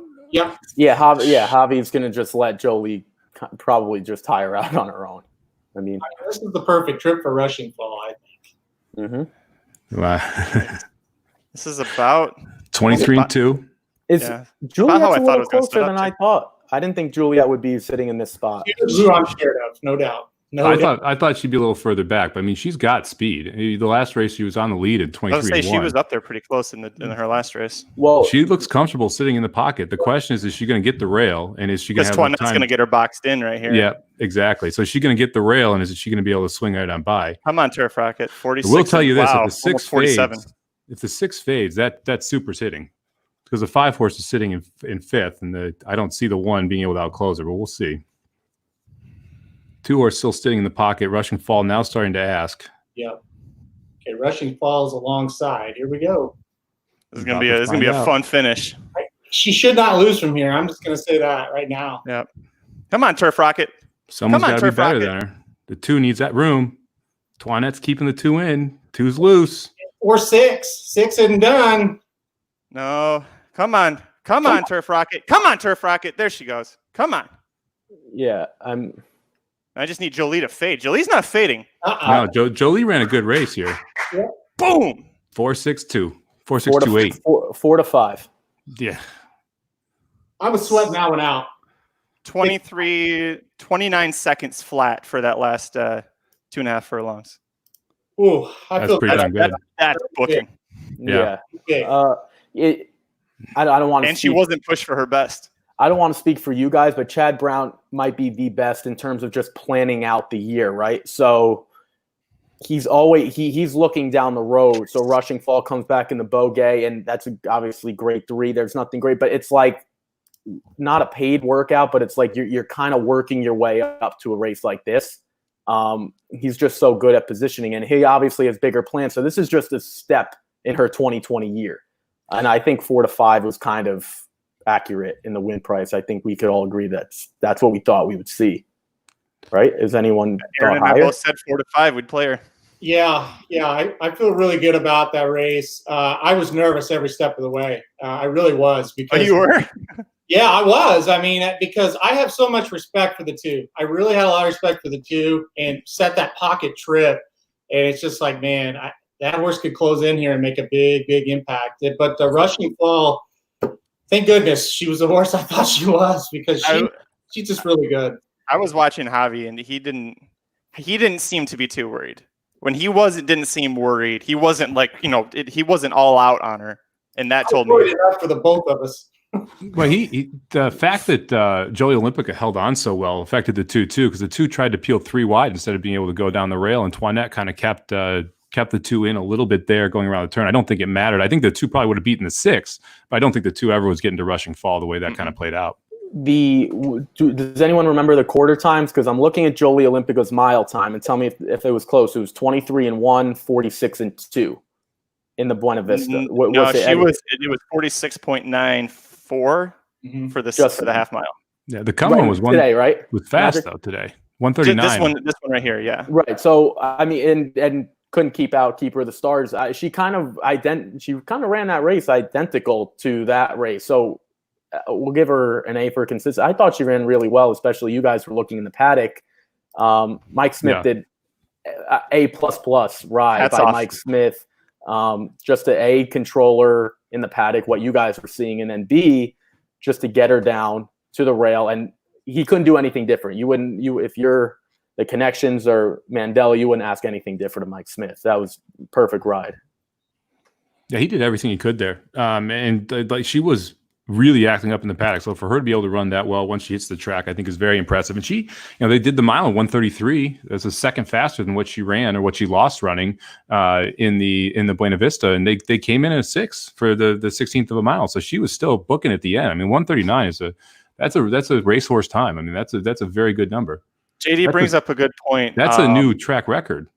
Yeah, JD brought up a good point just now about starting to question the timing because of how many records we're seeing today. Pat Cummings, I've seen already very deeply questioning the timing at Keeneland today. So it'll be interesting, like a day or two, to see the fallout once you get your, once Pat Cummings gets in, Craig Milkowski from Timeform, he goes through and hand times everything. So be curious to see what actually happens here. It's a good point from JD. They didn't look like they were going very fast in that first quarter mile either. I was kind of surprised that came up in 23 based on the way that they came out of the gate. So we'll see what happens once we get some official numbers back there. Yeah, I was going to say that looked more like almost 24-ish. 24. I was going to say maybe 24-1. Like they just the way they were presenting themselves didn't really look like they were blazing, but that was quick. I mean, that's a quick quarter, quick half, all things considered, especially, we almost thought Jolie Olympica would have that 4 or 5 length lead based on the way she was acting up, like she wanted a sprint. So Mike Smith really had his hands full with her. Just to me, guys, wasn't she just really damn surprising in this race, the 6, after how she acted? I mean, that horse ran a huge race, and floated up to 6-1. And I'm guessing it's because everybody that's wagering is sitting here watching the screen, and instead of maybe 50,000 people being at Keeneland today and 30,000 of them are at the bar and didn't even see it, and we're just betting off the form. That's the only thing I can think of. 6-1 is a crazy number. I was really surprised. I didn't know if that horse was going to slow down. I really didn't. So what do you do with her now? Because she's a world-class turf sprinter. But I mean, you try to keep her here, or do we cut her back? Probably cut her back, right? I'd cut her back because she's now with, you don't know if Alexandra is going to come back in time. This is one of your top candidate for the Breeders' Cup Turf Sprint, because if you would think, I've thought Alexandra was a Breeders' Cup Turf Sprint strong candidate, and Jolie Olympica beat Alexandra. So I don't see how, if you liked Alexandra, how you don't. Now, if you didn't like Alexandra, then maybe you don't like Jolie Olympica. But I thought this was better than what we saw in the Shakertown. Where is she going to beat Rushing Fall? I mean, can she? This was her chance, right? This was the best effort that we thought possible out of her. Why would you not cut her back? You now know you can't beat the best at this level. You've lost the Keeper of the Stars and Rushing Fall now. You've lost the best horse on both coasts at going a mile and 16th. And you're winning sprinting. I mean, I think that answers the question, right? Yeah, we talked about, I don't know if it was last week, 2 weeks ago. I mean, Chad Brown's got a lot of turfers. Like, it's not just Rushing Fall, right? So if you want to try your luck on the East Coast again, good luck. And Mike, just like you said, you want to go back west. We tried that. So I think it's more of where do you want to position, because I'm not as familiar as Magic. Is there like a 7 furlong, anything like that out there off the top of your heads? Because otherwise you're just, you have to take the Alexandra route where you're just looking for that sprint. As Mike just pointed out, there's nowhere to go to beat any of the Chad Brown runners on the East Coast. Del Mar is a small course compared to what we're used to with the bigger ones. 5 furlongs is the most they can do sprinting because of the setup there. So if you were looking for something at Del Mar, that's what you could think. I don't know that we see her at Del Mar. I think we see her wait until Santa Anita because Mandela said that each race takes a lot out of her, and it takes a while to get her back into race shape because she's small and he has to try and build her weight back up. So took her 2 months to show up since her last race. You project 2 months out, that puts us in September. Maybe Santa Anita has something in the fall. And then from there, you've got a month and a half to the Breeders' Cup. I think that's the route they take with her. Yeah, Right. I think the Breeders' Cup might be the next time you see her too, because you also don't want to risk anything. If you're trying to get her on that big day, you don't really want to risk running one race in between and causing a fitness issue because of it. Also, remember, she's Brazilian, so she's a Southern Hemisphere. She's not actually technically 4 until next month. So she's a 3-year-old that just ran like that against Rushing Fall. Like if this was an American horse, the bred horse, she's 3 facing Rushing Fall doing that. So that's pretty damn impressive. Let's move on to actually not a Philly turf sprint, and let's go to the Grade 2 Bluegrass Stakes, which is the main event today. And Mike, I got to throw it to you immediately. Swiss Skydiver has opened at 6-5. That's insane. That's like legitimately insane. That's just like, I wouldn't bet that horse at 7-1. I'm not even kidding. And I'm going to talk Swiss Skydiver right in the winner's circle, but what is so impressive? Someone explain to me what is so impressive. I mean, she beat Speech and Venetian Harbor. Those are her 2 big wins. Okay. The win 3 back, she was 9-1 against Lucerna and Lake Avenue, who are nothing, and was able to beat the 2 of them. The next race, she comes back at 16-1 in the fantasy. So you're telling me you're going to take her at 6-5 after you weren't playing her at 16-1 in a Grade 3 for the Phillies. I mean, come on. I realize this race didn't come up incredibly big, but come on. I mean, that is just nuts. I wouldn't touch her at 7-1, let alone 6-5. And now in the multi-race bets, I understand why some people might want to play through her or use her defensively, but I mean, I wouldn't even put her in the try here. I mean, that's how much I would play against her in this spot because there's just no value at 6-5, and she hasn't proven she can beat anything at this level. I mean, let me ask this question. If Speech and Venetian Harbor in this race, are they 3-1 and 4-1? No. That's the odds that they should be if she's 6-5. Yeah, that's a good point. I did text Aaron this morning that Art Collector is going to go off as a favorite, and I still think that there may be some truth to that. And an excellent point by Sean here. Art Collector is the favorite in the pick 5s. Yeah, I'm going to put that up right now for people to see. Art Collector is the favorite in the pick 5, so you might end up being right. We actually had a combo, and I thought 8-5 on Swiss Skydiver and about 3-1 on Art Collector. Right now, they're both below that. How about this, Mike? And you talked about the 10 a little bit earlier. 11-1 on the 10. That is an incredible price. Win or lose, if you get 11-1 on the 10, that is a good bet because there's no way that horse should be 11-1, not even close. And you could probably say the same. I know it's Steve Asmussen, he's in the slump, but Basin probably shouldn't be 10-1 either. I mean, to me, those are your value horses right now. Even the Magic Mike horse Enforceable at 8-1, that's not horrible, but because she is getting bet so hard, and Art Collector for that matter, it's creating value everywhere on the board right now. Man, you got a lot of places to go. We got to get her beat. I mean, I was totally against you, Samich, on the last one. This one, we got to get her beat. We got to get beat. Here's the question, though. I know Samich and I are against her on top. Ricky, Magic, did either one of you guys put her on top? No, Ricky. Yeah, no, I didn't have her. I didn't have her on top either because I don't think this is that. I think the betting, and I don't want to speak for the betting public since I think I think they looked at the rest of this group and said, we're not impressed with this group. So let's use Swiss Skydiver, who's relatively obviously untested versus the boys. Now, that's not a good way to bet. I'm not saying that is, but I think like you look at some of these others and they're just not impressed with what, like, that's why I think Art Collector is probably a logical choice because Art Collector really hasn't been tried at the top level. So there's still a bit of unknown, and obviously Art Collector is trending the right way. So you have a horse like Basin, we've seen. You just have some other horses that we've seen, and I think that's why the betting public went that way. And it's Swiss Skydiver, the filly against the boys, that's the talk, right? So I'm just making excuses as to why she's the favorite, not that I would make her the favorite. Yeah, I think it's interesting that Art Collector's getting so much money. I think that Ricky hit the nail on the head here. I think that both of them are getting bet because they're the new shooters. None of us are overly impressed with any of these horses, but it doesn't mean we should be overly impressed with them either. I mean, Art Collector beat Fennec the Fierce by 7 lengths last time. Well, Enforceable beat Fennec the Fierce by 7 lengths as well. So you have a like horse, then they're identical, and one's 5-2, and the other is on the board at 8-1. So yeah, I realize that Art Collector put up 100 buyer last time, but he beat 4. He beat 4 horses in that race. 3 horses. He was one of 4 horses. Yeah. I mean, come on.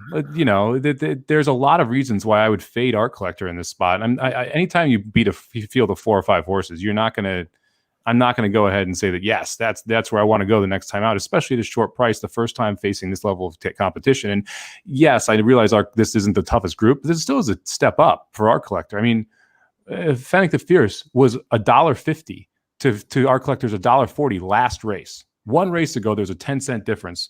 Today, one's 39-1, the other's 5-2. I mean, has that much changed in the betting public's mind over one race where, yeah, the Art Collector just ran away from him, but he ran away from him in a 4-horse field with no pace pressure when Fennec the Fierce wants to come from way off the lead? I mean, it just, to me, that it's illogical to think that Art Collector should be 5-2 in this spot either. I mean, I think both of them are overbet at this point. I do trust Art Collector more, to be clear, than Swiss Skydiver, but both of them are way overbet right now.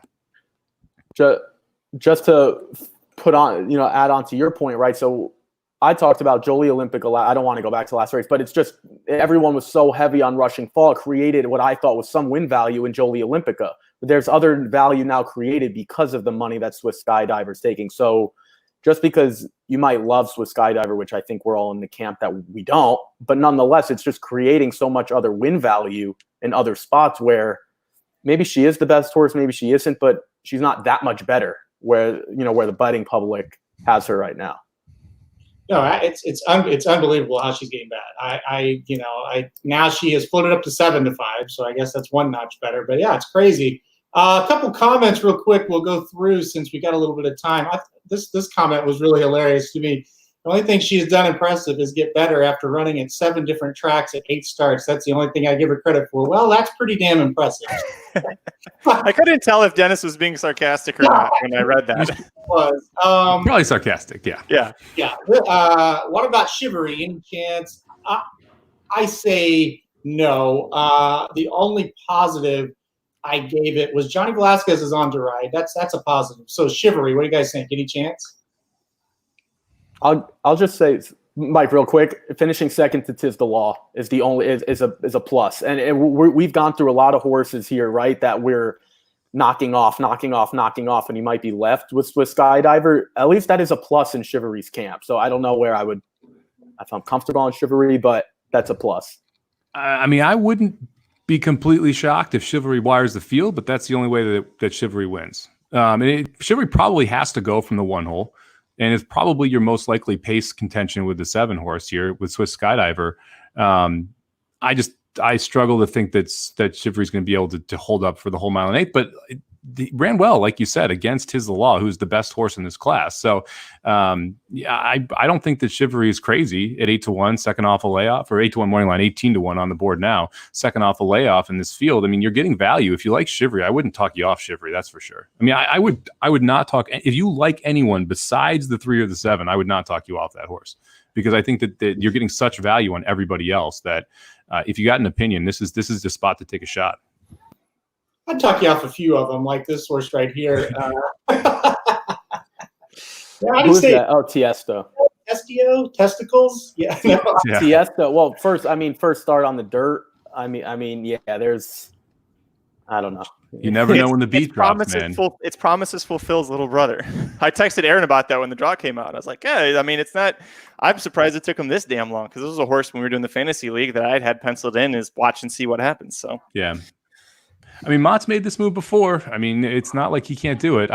The post, I think, is a little bit of concern. The horse will be rolling late, and Pratt's up, which is a definite plus too. I mean, Country House, right? Pratt and Mott. I mean, we've seen that story before. Again, I wouldn't talk you off Tiesto. If you like Tiesto, you want to make a case for it. I mean, look at Yoshida going turf to dirt and winning a Grade 1. There are examples of Mott doing this with horses.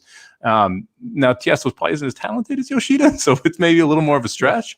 But Mott at least has this in the arsenal, and we've seen Mott and Pratt be successful before. And 32-1 means you can bet $2 and win 64.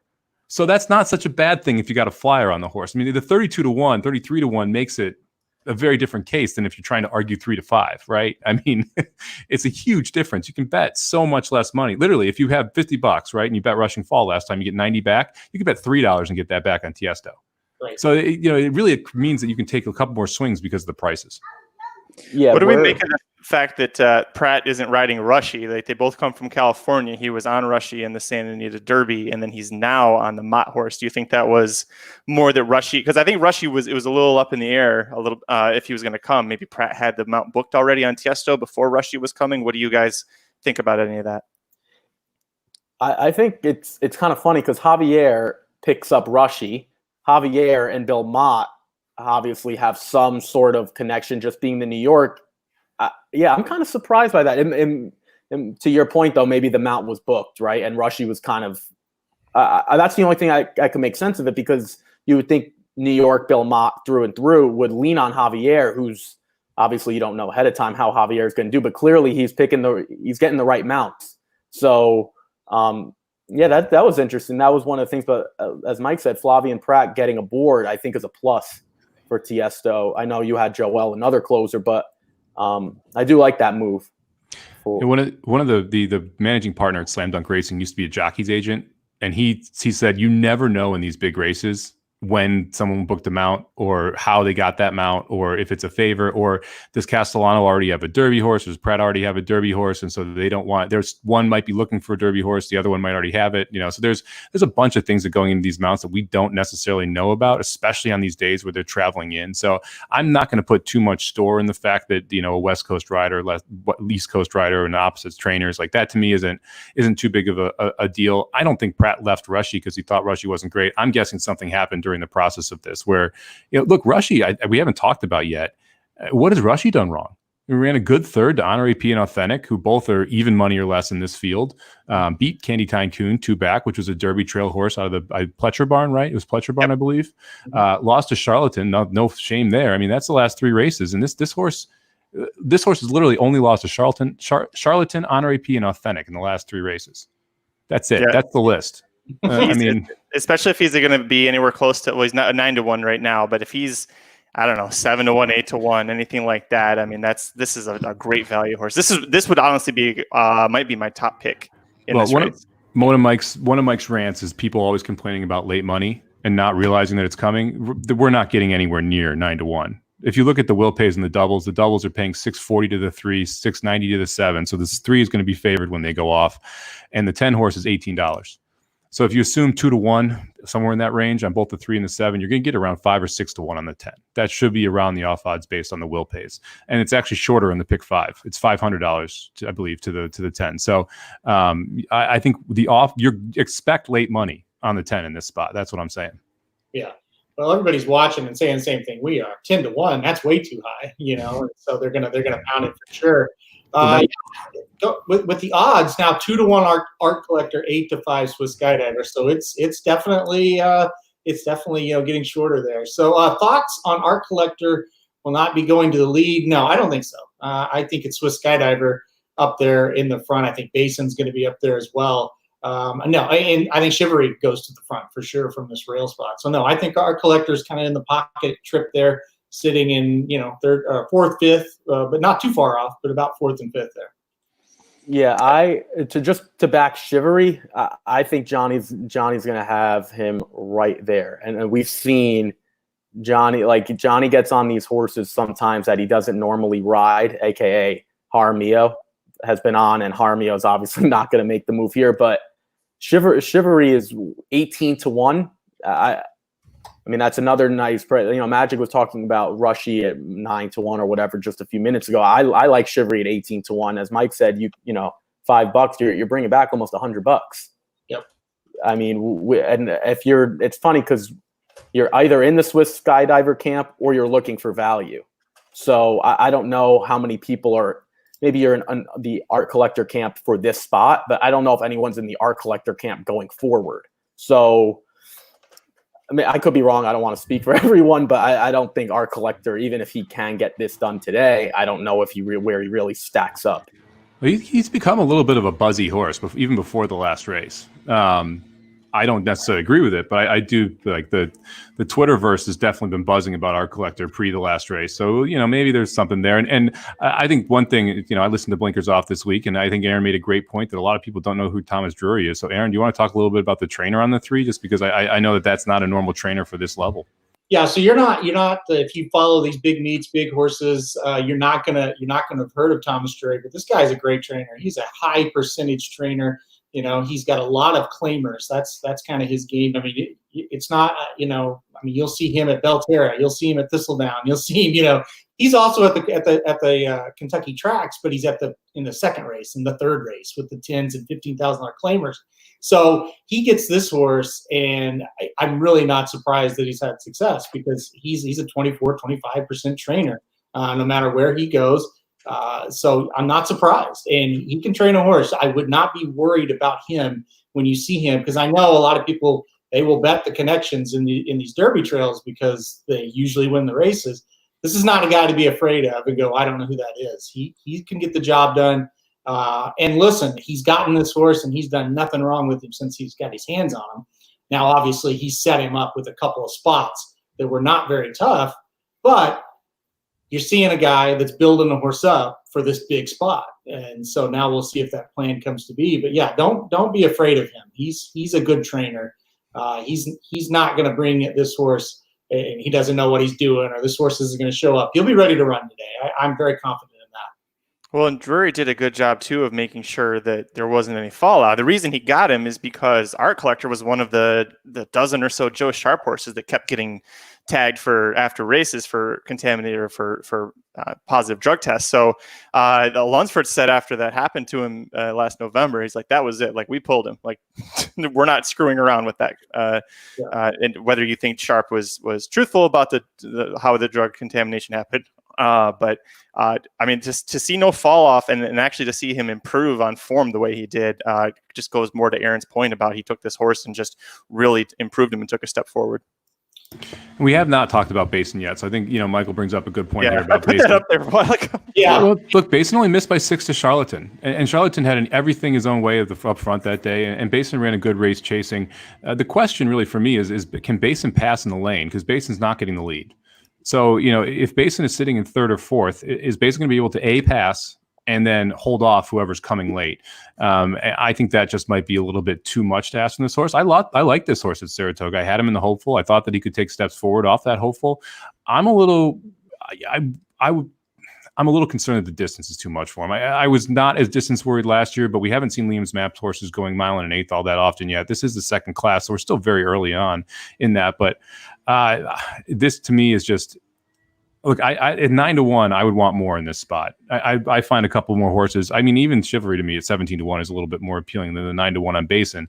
But, you know, Basin is a horse that I think is a logical underneath use. I think that horse is a great, you know, slot him in the third, fourth spot in your tries and supers, because I think he's got one of the better chances of hitting the board in this field, but not necessarily the best chance at winning the race. Here's my deal with Basin. Did they kind of rush him when they thought the Derby was going to be the first Saturday in May, throw him in some races maybe he wasn't quite ready for? And now that they've actually been able to give him some break, take some time with him, will we see an improvement from him? Will we get back to closer to what we saw where he really looked like a really nice horse in the hopeful? Or is Basin just a horse that he took advantage of a weak hopeful and he's just kind of average? I think we're going to get that answer today with him because there's really no excuse now, right? They gave him some time. He has no excuse. Like, this is the race. He either runs well or he's just not this level. Yeah, I mean, that hopeful has not come back No. Exceptional. Gozilla shoplifted, and I was, this was one of the races I was banging on. It was a American Pharaoh Lucas horse and American Butterfly. American Butterfly and two other. It was not, yeah, but it was Asmussen that were favorite. Yeah. 1, 2, 3, and yeah, this was his only stakes win, by the way, in New York outside of the two big horses. There it is. Anyway. Well, yeah, it's funny you talk about that because we earlier, in the pod, I don't know how much earlier, but you talked about how Asmussen, when he goes to Saratoga and he's facing Clement, Mott, Chad Brown, X, Y, and Z, even Baffert, maybe when he shifts, whatever. Ricardo Santana is the result of that, right? So everyone will look at Ricardo Santana and say, well, he didn't have such a good meet, but he's relying on Asmussen to give him the horses, right? So if Ricardo's getting on option 2, 3, and 4, Ricardo's going to win at 9%, as opposed to the IRAD or Javier or Jose, whatever, they're winning at 18, 19, 20, or even IRAD, almost 30%. So it's kind of like Ricardo's, he looks at Asmussen and his results are pretty much identical to what Asmussen's numbers are. Well, especially in the stakes. Yeah. In the last 2019, 2020, Ricardo Santana's ridden for Asmussen 1,014 times. Yeah, right. 1,014 times? Whatever Asmussen puts out there. So Santana's numbers are, especially at these, what you would call boutique meet, they're identical. Yeah, it's insane. It's nuts. Yeah. Asmussen has a history of firing jockeys, but with Santana, he has never fired him. So that, I don't know if he just really likes him or Santana's that good of a rider that he keeps him around. It could be a little bit of both. Got some pictures, man. That's true. Halty, to back your Tom Drury point, down in Kentucky in that area, we talked about, I don't know if it was maybe me and whoever, Horatio De Paz is the same way at Belmont. So I just, when you guys were talking about it now, Drury's, I believe, he's 10 for 57 this year. So it's a little lower than we would have thought. And De Paz is 6 for 25. Just because you've never heard of them is just to bring home your point. It does not mean they're not good. And when they show up to these big races, they're not doing it by accident. They're doing it because these spots are well timed out. Yeah. Just to kind of hammer home your point, how De Paz has 25 runners in 2020. And he's been in the money, I believe, over 40% of the time. So, when he goes to Belmont or Saratoga, those are must-uses. Just like when Drury brings a horse along and our collector, like Samich said, he's the buzz horse, there's a reason for it because Drury's quality. Well, you also, if you have Drury's barn, this is it. This is your chance. That's right. You're being very careful with this horse, and you're placing it where you think it can win. This isn't. We just talked about Chad Brown. Drury can't enter 3 horses in every grade 1. That's just not happening. This is his shot, and so he's going to be very careful about where he places his horses, how he moves it forward, because this might be the one chance in a career to go into the Derby, right? So when you're at that size of a level, that's the angle I like at Saratoga. When you have smaller trainers shipping in and taking shot at graded stakes at Saratoga, they're not doing that because the horse isn't going to run. They're doing it because they think they have a legit shot at getting to the winner's circle, at least hitting the board. You're not just taking swings. You're trying to plan this out when you have one horse that's really that high quality.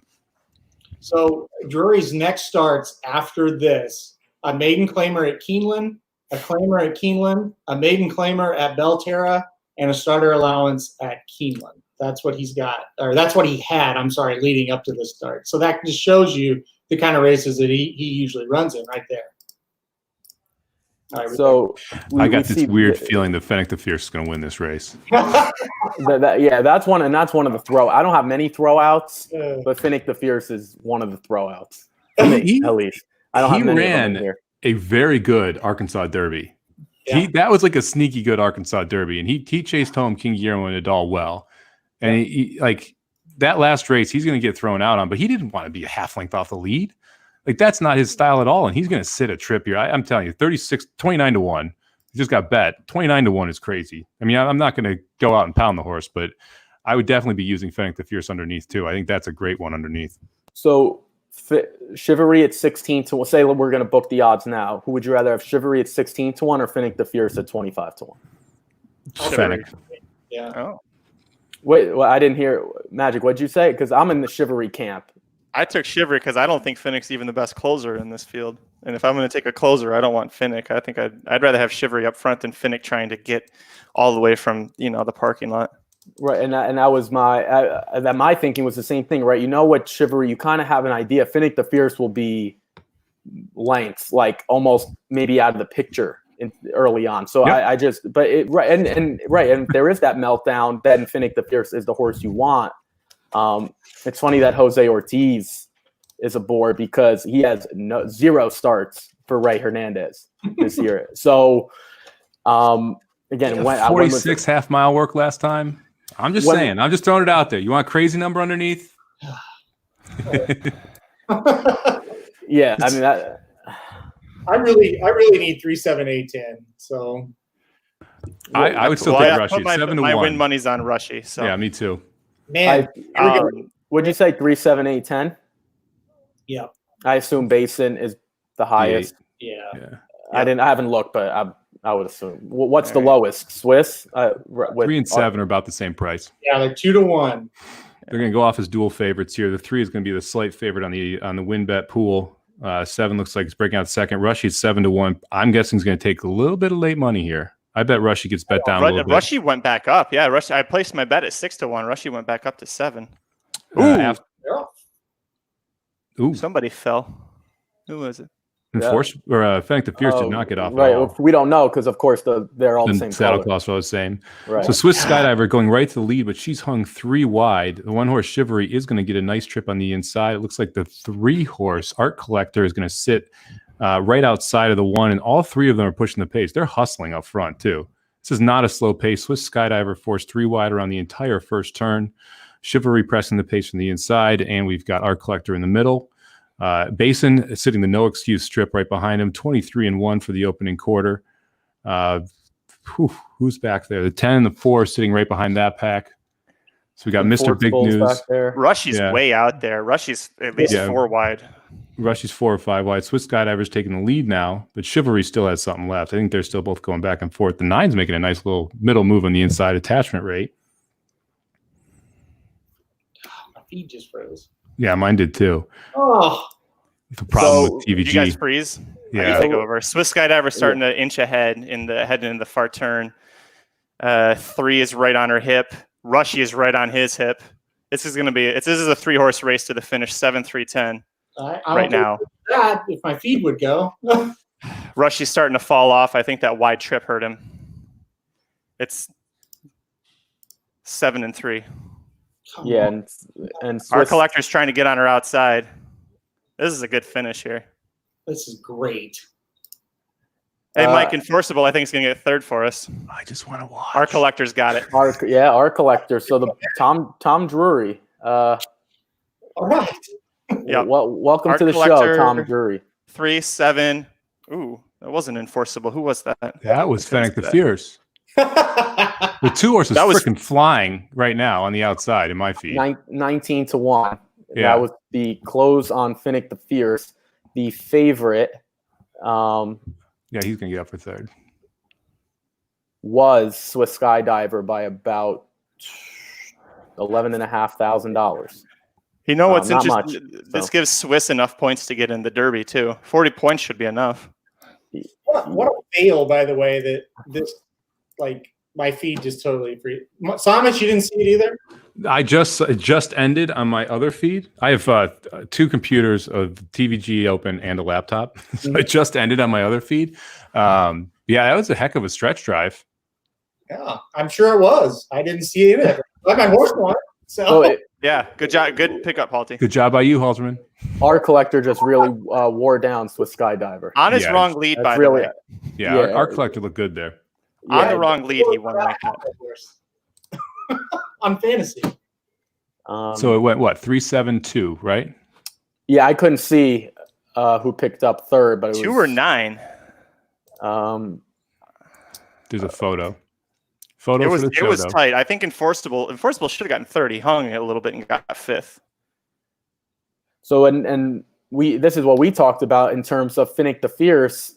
Finnick the Fierce did well there, Mike, as you said, just to pick up 3rd. So now we're going to sprinkle in, the exacta you didn't really do anything with, but tries and supers. That's what you're talking about. He doesn't have to be in the elite class. He just needs to get into the money, and it's going to spice things up for sure because a lot of people, I'm sure, had Basin in there and Rushy in there. Yeah. Yeah. So I bet the super still pays very well.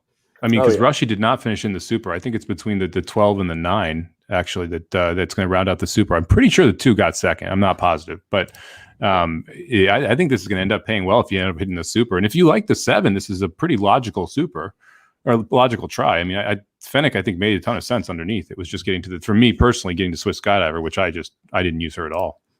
So we were talking about Tom Drury. I do not want to rain on his parade, but this is his first stakes win in the last 365 days. He was 0 for 6. Rushy got 3rd. It's kind of hard. Rushy held him off. Okay, wow. And Enforceable got 4th, attachment rate 5th. Yeah, so it was a very hittable Super. 3, 7, 10, 12, 9 for your top 5. Try too. That's great. Okay, that's good. Good job, Halty. That's the guide, baby. Good job, Halty. Hard to win stakes races with claimers. I'll tell you that for sure. Oh yeah, no. Again, I don't want to rain on his parade. And Brian Hernandez as well too. A quality rider, a very quality rider. It's nice to see him get some recognition after this. And now Art Collector is in the thick of things. Yeah, I mean, our collector's in the gate. Yep. Yeah. Oh, absolutely, absolutely. Mike, we got points for Enforceable. Yeah, baby. I mean, we didn't get any more than if you'd won 5th, though. Yeah. We already won that league, though. I mean, do we really even need to celebrate at this point? On your heels now, son. Yeah. Well, Aaron's not the one I'm worried about. It's John and Ryan. Yeah, well, you know, it'd be a total John and Ryan thing to have everything go against them all year and then still come surging late with Honor AP. If only we acclaimed Uncle Chuck. So I'll play devil's advocate. Our collector wins.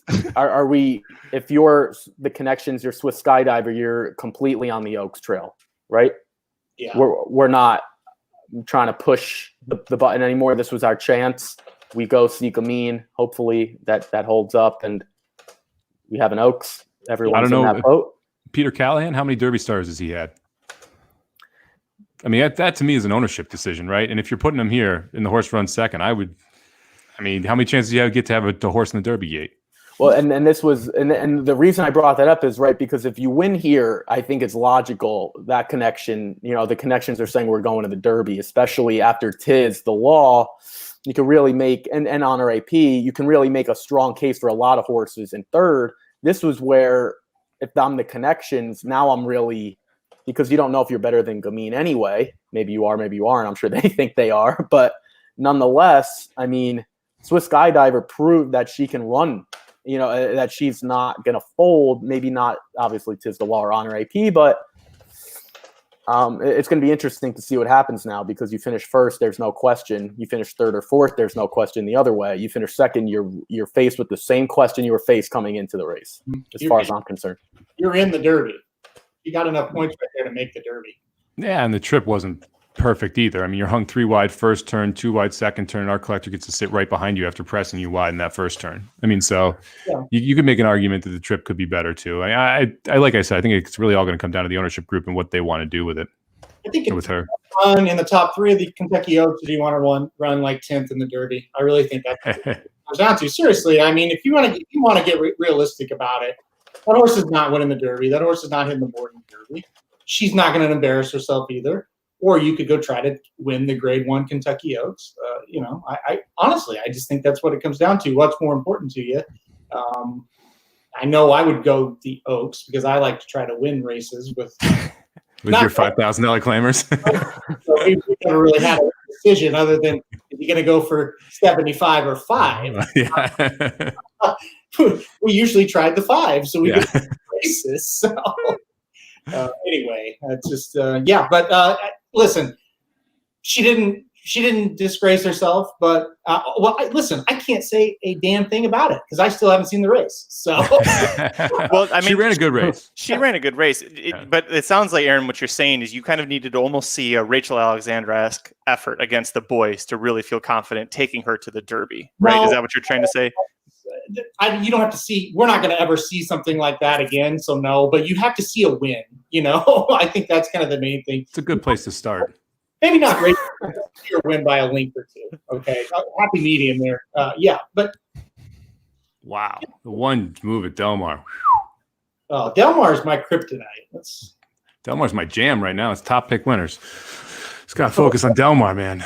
1-1 at Delmar. 1-7-2. Well, hey, Yeah, it's no, I think it as Samich pointed out, it really comes down to, if you looked into Peter Callahan's history, I don't know anything but right, you have a chance to get into the Derby. It's still very hard pressed to say that you have this shot, right? Can you do we push it, even knowing that we're not going to be a favorite, knowing that probably hitting the board would be optimistic, Halty, as you pointed out, right? So she won't embarrass herself, but it's to say that she's a legit win candidate, you'd be very hard pressed and be very optimistic to be in that camp. 7 or 8 horses can always get hurt and fall off the trail between now and then. So then she slides up where she's a win candidate. I mean, that's kind of – listen, Art Collector just beat her. I'm guessing, but by what you guys are saying, fair and square, again, I haven't seen the race. But what is Art Collector? Is he the 6th best, 7th best? I mean, he's not.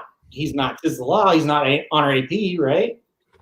Who would you take heads up him versus Authentic? Authentic? Okay. I'd take Authentic. Uncle Chuck. Uncle Chuck, easy. So you start listing off, or I didn't see the horse's best race, but it seems like Uncle Chuck has pretty big amount of talent, and he's still raw. Honestly, Uncle Chuck is 2. There's 1A, 1B, and Uncle Chuck. I'm pretty all about Uncle Chuck. So, but where was this 2 months ago when we talked about claiming him? You mean when I said you should claim him the week before he got claimed? Okay, cool. Dr. Post, I'll take Dr. Post over him. Uncle Chuck, in all seriousness, I've said this, and people just graze over it. If he changes his leads, bump him up at least 5 buyer points, and he's running high 90s now. And it's Baffert who's setting this horse up. Let's realize that this is the new. It's that Baffert sets him up for first Saturday in May. He won both Arkansas Derbies the first Saturday in May this year. This is going to be set up for the first Saturday in September. You know what horses of his are going to run best? The ones who hadn't started yet. I mean, it's going to be your Shazine. It's going to be your Uncle Chuck. Those are going to be the 2 best horses out of his barn in that race. And Uncle Chuck is the more talented of the 2. I mean, I wouldn't be shocked if Uncle Chuck's the favorite come the first Saturday in September. I mean, I would be shocked. I think that would be laws. I was gonna say, did Tis the Law fall apart in the Travers? What happened? Well, no, they're about to face in the Travers. If he beats Tis the Law in the Travers, you're telling me he's not the favorite in the Derby gate? Oh yeah, if he beats him in the Travers. If he beats him, I thought the question was now. assuming. No, I thought the question was assuming they hadn't met until the first Saturday in September. They will be meeting. They're both probables now for the Travers. Monsieur, real quick, do you really think he's ready for him right now? Right. That was my question. Why would you do that to him now? What is your incentive to do that to him? They're doing it. They said it this morning that he's going to the Travers. I'm right. No, but I'm saying I'm questioning the decision because. So you're questioning Bob Baffert shipping a horse to the Travers? No, I'm why would you do that? I'll ask Bob Baffert instead of. I'm just saying, I trust Bob because Ricky's talking insane here. You can still run second in the Travers, and that's great, and you get a valuable experience against a top horse. But say the Travers is next week, Mike, and say they're both equal rest, everything, blah blah blah. Is he ready to beat Tis the Law? I think that's a good question, and you're higher on him than anybody, I think. So go ahead. And I would say I would still make Tis the Law the favorite, but I don't think it's as big a gap as people think. I think that people are really and I don't even love the Los Alamitos race, but think about what horses Baffert shipped to the Travers. Think about that list. I mean, it's a pretty short list, and Arrogate's at the top of it, which is who this horse has been compared to by the jockey. Mm-hmm. So, and we have high 90s buyers without switching leads. I mean, there's a bunch of signs that show Uncle Chuck is the real deal here. Yeah. I think he runs second in the Travers if he shows up for sure. Because who else is going to be there? I think, and Ricky, it came down on you hard there, but I think that's what it's all about.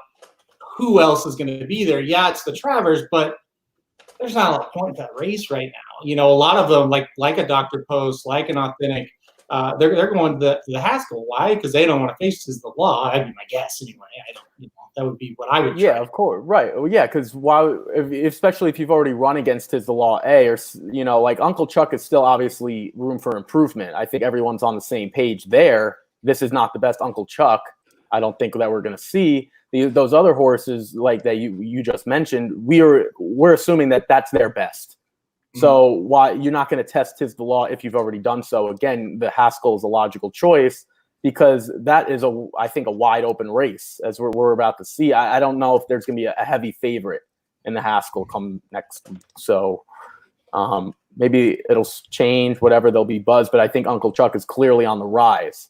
So I think, we obviously haven't seen the best of him yet. I'll say this about the Haskells real quick. If Authentic didn't have that weird ownership thing going on, I don't think they're going to win the Haskell by about 5 because he seems like the Bob Baffert, what he does. He always wins the Haskell. Seems like a logical spot. But the ownership thing is so weird that it's like a pause. I'm not sure what's going to happen with that horse. That's what makes the Haskell, which is next week, by the way, makes it really interesting to me.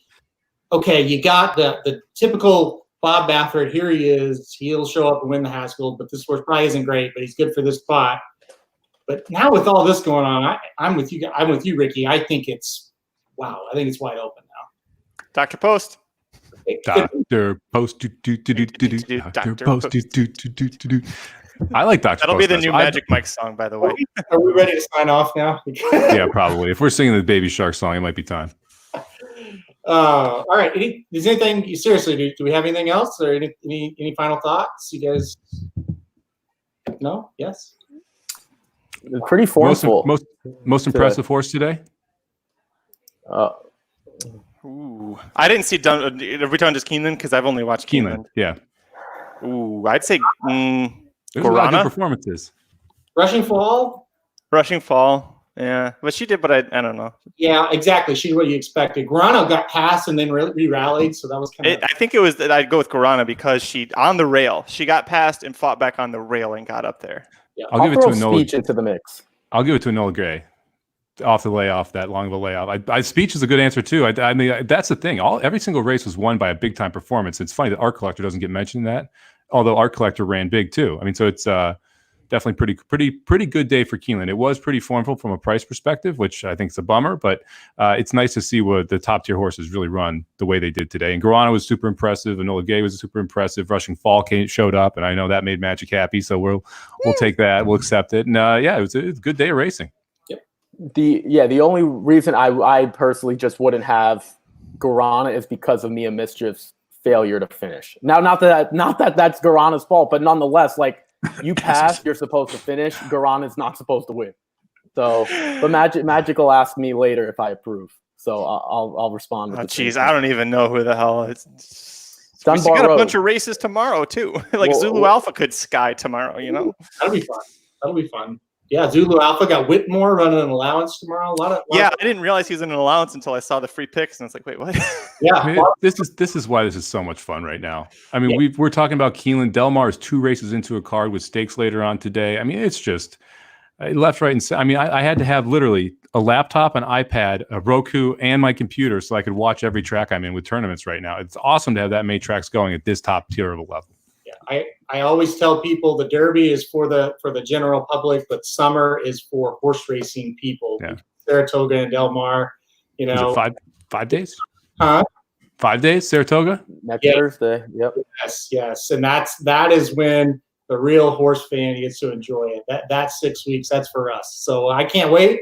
I got an idea. We'll probably be back next week talking Haskell, talking Saratoga. Who knows? But yeah, anything else? You guys good?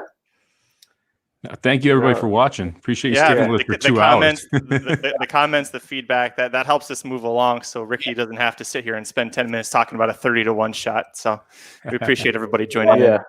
Make sure, let's watch out for the stars of the week. Magic will find a Del Mar claimer that will make the list. So everyone be on the lookout for telling you, the one horse looked real good in the second. Yeah, Del Mar there you Magic. go. Magic has his first star. That was my top pick, by the way. I love that horse, Commander. He has his first star right there.